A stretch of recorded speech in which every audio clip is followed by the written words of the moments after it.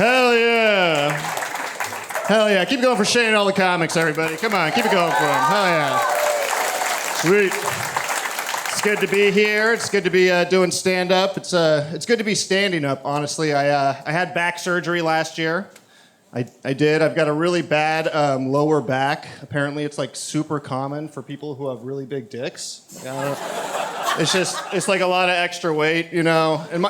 And my doctors are always like, "That's not true. Please stop saying that on stage," you know. But you know what people don't realize about doctors, or at least don't maybe understand, is that doctors are just losers who like homework, right? So you can't trust anything they have to say. And I'll say this, what my doctors don't understand is that 90% of my jokes are designed to make my girlfriend think I have a big dick, right? You know? We're really trying to incept that in there, and it's not going well, you know? The proof's in the pudding. The pudding is what she calls my pubes. I'm glad we got that in. It is true, I don't fuck with doctors, don't like doctors, don't trust them. Just think they're kind of huge trash talkers, if I'm honest. Hell yeah, that's a doctor.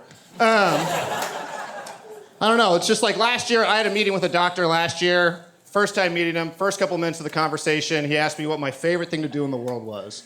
And I told him, I love to play basketball, love to hoop. And just instantly, he was like, yeah, forget about that, you'll never do that again. And it was like crazy how motivating that was, honestly, you know, because it's like every single day since then, it's been exercise, it's been physical therapy, getting surgery, everything I can do in my power to get my body healthy enough to fuck that doctor's wife. You know what I'm saying? Like, it's good to have a goal. It's good to have a goal. Motivation is kind of crazy though. I don't know. It's so random what motivates me. Like, I was talking on the phone the other day to one of my best friends who lives out of state. And I was a little nervous about this, so I was like, hey, can I practice my set on you? And he's like, sure. So I do my set, and then at the end, I'm like, okay, you got any feedback? You know, like, what'd you think? And he goes, like, can I be honest with you? And I'm like, yeah, sure, of course.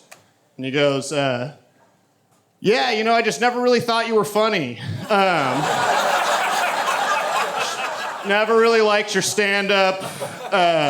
Always thought you had a really, really nervous stage demeanor. And that would give me anxiety, and then I would just give you pity laughs every single time I've ever seen you perform.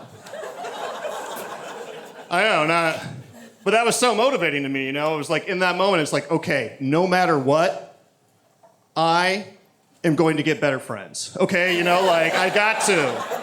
I don't want to sound crazy, but I think these polyamorous bros are toxic, okay?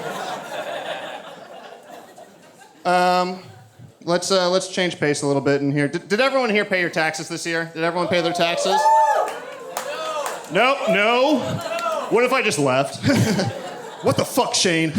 You said this was a clean show. No, it's cool. Yeah, I paid my taxes. I don't know. I have a government job, and it's like really frustrating because they can never get my taxes right, you know? And I like owe every single year. It's like so frustrating.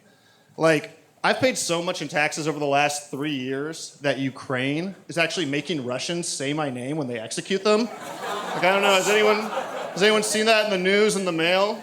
No? I don't know. And that's cool to me, you know, like, I support that, I'm fine with that, that's cool. I'm a pro-military guy.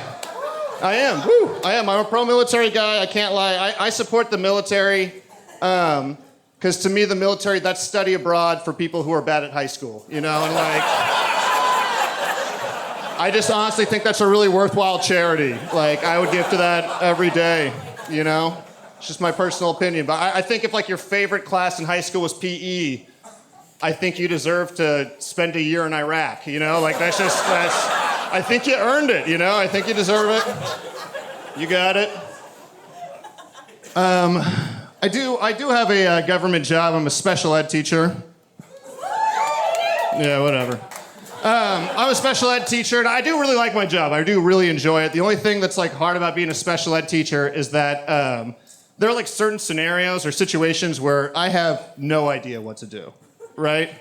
You know, and like, and in my defense, I don't think anyone has any idea what to do. Well, that's not really fair. Does anyone in here know how to get a teenager with an intellectual disability to stop openly watching porn on the bus? If you do, you guys see me after the show. We got to talk this one through. Yeah, I don't know. Like that happened to me last year, and it was such a confusing conversation. If I'm honest. Like I get him off the bus. I do this special education technique called direct instruction, and I'm just like, you can't watch porn on the bus.